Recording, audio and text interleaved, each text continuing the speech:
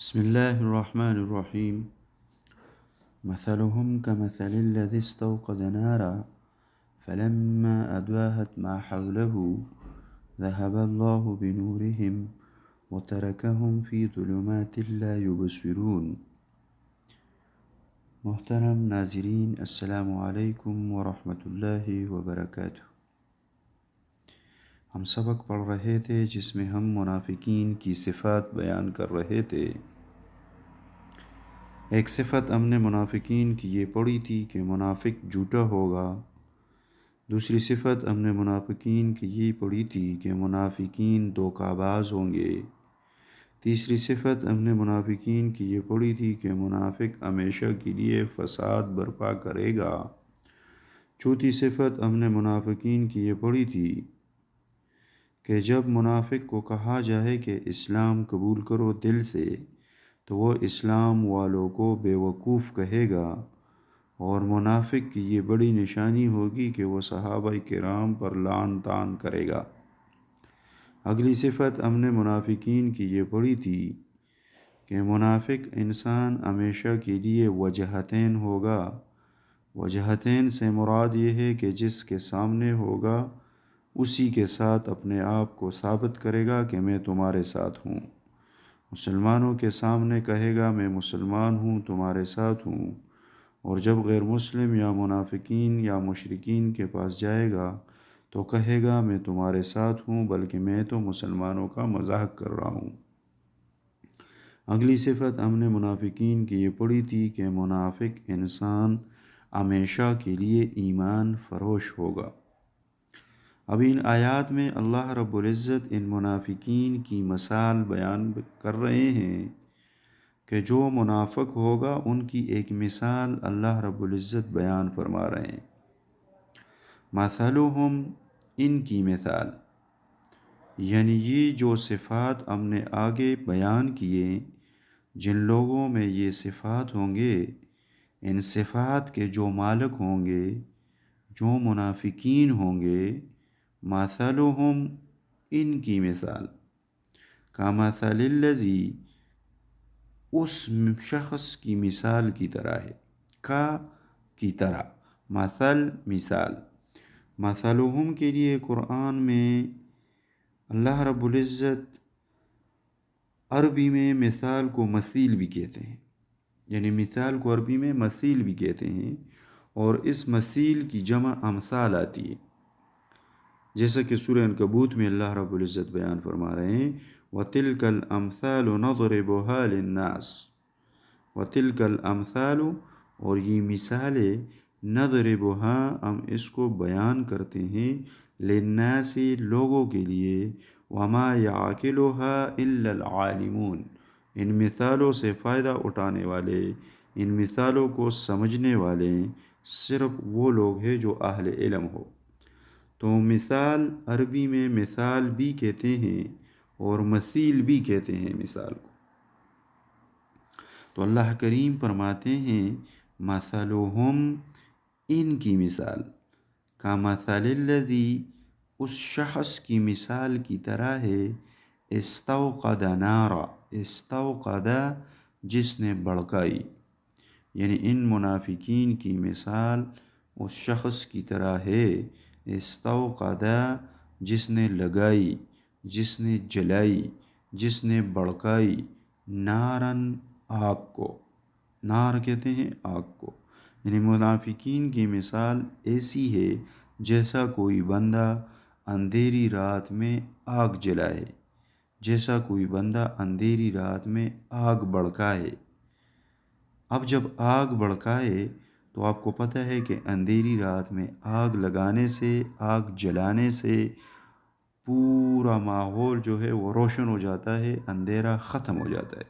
فَلَمَّا أَضْوَاءَتْ مَا حَوْلَهُ، پس جب روشنی کر دیا، فَلَمَّا أَضْوَاءَتْ، پس جب روشن ہو گیا، مَا حَوْلَهُ، اس کے ارد گرد تمام ایریا روشن ہو گیا، یعنی جب اندھیری رات میں آگ جلائی جائے تو اس آگ کی روشنی کی وجہ سے جس جگہ پہ آگ جن لوگوں نے جس بندے نے لگائی ہو اس کے آس پاس کا ایریا سارا روشن ہو جاتا ہے۔ اللہ رب العزت مثال بیان کر رہے ہیں کہ ان کی مثال ایسی ہے جیسا کسی نے آگ جلائی اور اس آگ کی وجہ سے روشن ہو گیا اس کا ارد گرد، پھر اللہ کریم ذہب اللہ بنورہم، اللہ کریم ان کی اس روشنی کو چھین لے، یعنی جب روشنی پھیل گئی ہے تو ذہب اللہ، چھین لی اللہ نے، بنورہم ان کی روشنی، اللہ کریم نے ان کی وہ روشنی ان سے چھین لی، یعنی وہ آگ ختم کر دی، وہ آگ کو تباہ کر دی، وہ آگ کو بجھا ڈالی، وَتَرَكَهُمْ اور انہیں چھوڑ دیا، فی ظلمات اندھیروں میں، وَتَرَكَهُمْ ترک کرنا چھوڑ دینا، وَتَرَكَهُمْ اور ان کو چھوڑ دیا، فی ظلمات اندھیروں میں۔ ظلمات ظلم کا جمع ہے اور ظلم کا لغوی معنی ہوتا ہے اندھیرا۔ ظلم کو ظلم بھی اس لیے کہتے ہیں کہ ظلم ایک اندھیرا ہے، اور ظلم کے اندھیرے میں جو بندہ پنس جائے تو اس کو کوئی چیز نظر نہیں آتی، اس کو کوئی سمجھ نہیں آتا کہ میں کر کیا رہا ہوں اور ہو کیا رہا ہے، اس لیے ظلم کو بھی اندھیرا کہا جاتا ہے۔ وَتَرَكَهُمْ اور اللہ نے ان کو چھوڑ دیا، فی ظلمات اندھیروں میں، لا یبصرون پس وہ نہیں دیکھتے۔ جب وہ آگ بجھ جاتی ہے، اندھیری رات ہوتی ہے، تو اور جب وہ آگ جو ہے نا وہ بجھ جانے کے بعد اس بندے کو کوئی چیز نظر نہیں آتا۔ بامحاورہ معنی ہم ایسے کریں گے کہ ان کی مثال اس شخص جیسی ہے جس نے آگ جلائی، پھر جب روشن کر دیا آگ نے اس کے آس پاس کو، تو ظاہر کر دی اللہ کریم نے ان کی روشنی اور چھوڑا ان کو اندھیروں میں کہ کچھ نہ دیکھتے۔ یعنی منافقین، ان 4 آخری آیتوں میں اللہ رب العزت نے منافقین کی حال کی 2 مثالیں بیان کر دی، اور ان دونوں مثالوں سے اللہ کریم نے یہ ثابت کر دیا کہ یہ منافقین اس قدر قابل نفرت لوگ ہیں کہ ان کی مثالیں اللہ رب العزت نے بیان کر دی کہ یہ اتنے گندے لوگ ہیں کہ یہ قابل نفرت لوگ ہیں، یہ اس قابل ہے کہ ان لوگوں سے نفرت کیا جائے، یہ اس قابل ہے کہ ان لوگوں کو چھوڑ دیا جائے۔ منافقین 2 طرح کے ہوتے ہیں، ایک تو وہ لوگ ہوتے ہیں جو بالکل کفر میں پختہ ہوتے ہیں، یعنی اپنی کفر میں وہ پختہ ہوتے ہیں، ایمان کا اظہار صرف وہ لوگ دنیاوی مصلحت کی وجہ سے کر رہے ہوتے ہیں، دنیاوی مصلحت کی وجہ سے ایمان کا اظہار کرتے ہیں، حالانکہ ایمان و اسلام سے ان کا کوئی واسطہ نہیں ہوتا۔ اور یہی منافقین بھی اس طرح کے تھے کہ وہ زبان سے تو ایمان کا اقرار کرتے تھے، لیکن دلی طور پہ ان کا ایمان اور اسلام سے کوئی واسطہ نہیں ہوتا تھا۔ کچھ دوسرے لوگ ایسے بھی تھے کہ کبھی کبھی اسلام کی حقانیت سے متاثر ہو کر سچے مسلمان ہونے کا ارادہ بھی کر لیتے تھے کہ بس ہم ابھی سچے مسلمان ثابت ہو جائے، مگر پھر دنیاوی اعراض سامنے آ کر، دنیاوی لالچ سامنے آ کر ان کو اس ارادے سے روک دیتے تھے۔ اسی طرح وہ ایک تذبذب اور تردد کے حال میں رہتے تھے، تذبذب کا شکار رہتے تھے، شک میں رہتے تھے ہر وقت۔ اس مضمون کے ضمن میں ان ظالموں کو یہ تنبیہ کر دی گئی، یعنی یہ مثال اللہ رب العزت نے بیان کر دی، اس مثال سے اللہ رب العزت نے ان منافقین کو یہ تنبیہ کر دی کہ وہ سب کے سب اللہ کریم کے احاطے قدرت سے باہر نہیں جا سکتے، وہ ہر وقت ہر حال میں اللہ کریم کے احاطے قدرت میں ہیں۔ اللہ کریم جب بھی چاہے وہ انہیں ہلاک بھی کر سکتے ہیں، ان کو اندھا بھی کر سکتے ہیں، ان کی بینائی اور شنوائی کی طاقتیں بھی سلب کر سکتے ہیں۔ مطلب یہ ہے کہ جو منافق گمراہی کو ہدایت کے بدلے اور اندھے پن کو بینائی کے بدلے مول لیتے ہیں، ان کی مثال اللہ رب العزت بیان فرما رہے ہیں کہ اندھیری رات میں آگ جلائی، آگ کی وجہ سے اس کے آس پاس روشن ہو گیا، جب سب کچھ روشن ہو گیا اور وہ خوش ہو گیا کہ ابھی مجھے کچھ نظر بھی آ رہا ہے، میں اندھیرے کو ختم کر کے کچھ روشنی میں نے پیدا کر دی، اب میں سب کچھ دیکھ سکتا ہوں، راستہ بھی دیکھ سکتا ہوں، کسی چیز کو پہچان بھی سکتا ہوں، تو اللہ رب العزت نے دفتن اچانک اس آگ کو بجھا ڈالی، اس آگ کو برباد کر دیا اور سخت اندھیرا چھانے لگا۔ جب سخت اندھیرا چھا گیا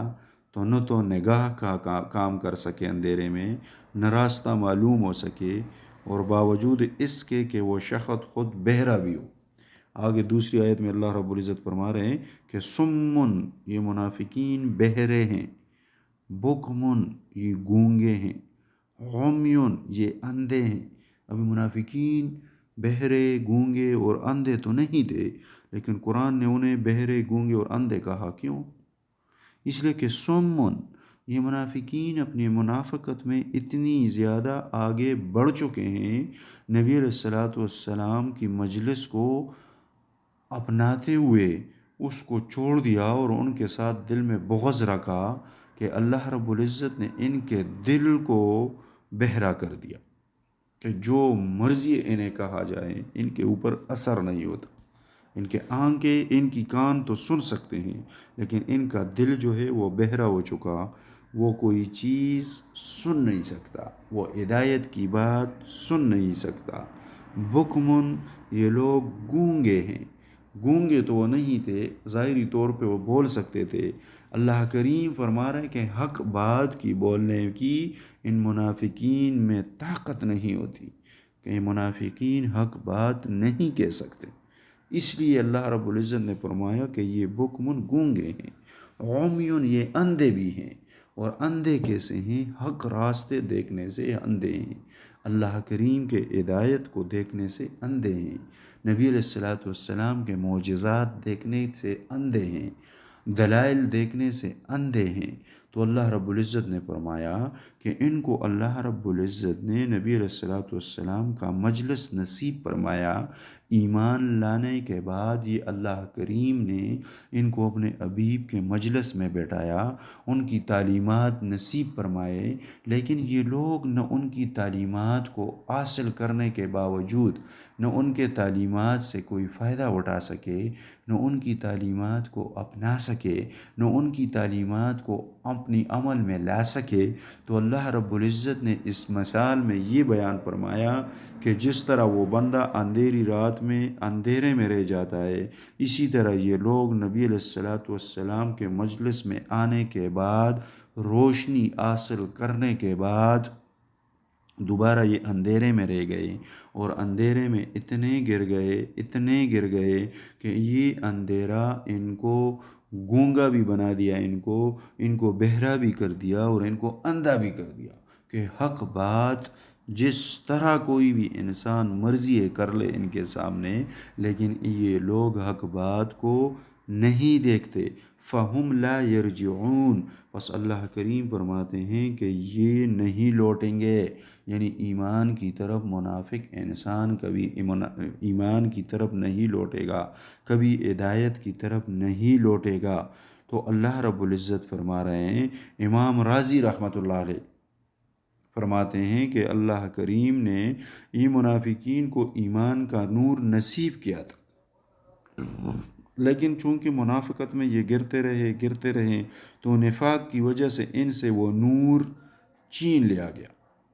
ابن عباس رضی اللہ تعالیٰ عنہ، ابن مسعود رضی اللہ تعالیٰ عنہ فرماتے ہیں کہ جب نبی علیہ السلام مدینہ تشریف لائے تو مدینہ کے جو لوگ تھے، میں نے پہلے بیان کیا تھا کہ منافقین چونکہ مدینہ کے لوگوں میں سے تھے، مہاجرین صحابہ جو تھے، جو مکے سے مہاجر بن کے آئے تھے، ان میں ایک بھی منافق نہیں تھا، منافقین سارے مدینہ کے قبیلوں میں سے بنے تھے۔ تو ابن عباس رضی اللہ عنہ اور ابن مسعود رضی اللہ تعالیٰ عنہ فرماتے ہیں کہ نبی علیہ الصلوۃ والسلام کے مدینہ تشریف لانے کے بعد کچھ لوگ اسلام قبول کرنے کے بعد، یعنی اسلام قبول بھی کر لیا لیکن اس کے بعد وہ منافق بن گئے۔ جب منافق بن گئے تو اللہ نے یہ مثال بیان کر دی کہ وہ اندھیرے میں رہ گئے، نہ وہ دیکھ سکتے ہیں، نہ وہ سن سکتے ہیں، اور نہ وہ بول سکتے ہیں، اور نہ ہی وہ حق کی طرف لوٹ سکتے ہیں۔ تو آج کا ہمارا یہ سبق تھا کہ اللہ رب العزت فرماتے ہیں کہ جو لوگ منافق ہیں وہ منافق ہی رہیں گے، بلکہ حسن بصری رحمۃ اللہ علیہ فرماتے ہیں کہ موت کے وقت بھی منافق کے اوپر اندھیرا چھا جاتا ہے اور اس کو توبہ نصیب نہیں ہوتا۔ تو اللہ رب العزت نے ان کی یہ مثال بیان کر دی کہ جو منافق ہوگا وہ منافق دنیا سے جاتے وقت بھی منافق مرے گا۔ اللہ رب العزت سے دعا ہے کہ قرآن کی سمجھ عطا فرمائے۔